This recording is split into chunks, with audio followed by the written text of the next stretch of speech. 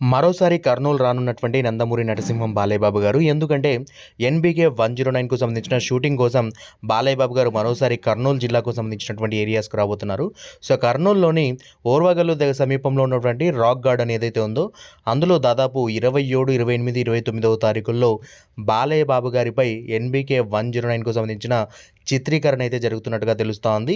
And దీనికి సంబంధించి ఇప్పటికే ఆ హోటల్‌కు సంబంధించినటువంటి అన్ని రూమ్స్ కూడా లాక్ చేశారట. అంటే మూవీ టీమ్ కోసం అండ్ క్యాస్ట్ అండ్ క్రూ కోసం అయితే. సో, రేపటి నుంచి బాలయ్య బాబు గారి షెడ్యూల్ వచ్చేసి కర్నూలు ఓర్వగల్లులోని రాక్ గార్డెన్‌లో అయితే ఉండబోతుందని అయితే తెలుస్తా ఉంది. సో, మరి ఈసారి బాలయ్య బాబు గారి సెకండ్ లుక్‌కు సంబంధించినటువంటి షెడ్యూల్‌గా భావించొచ్చు ఇది.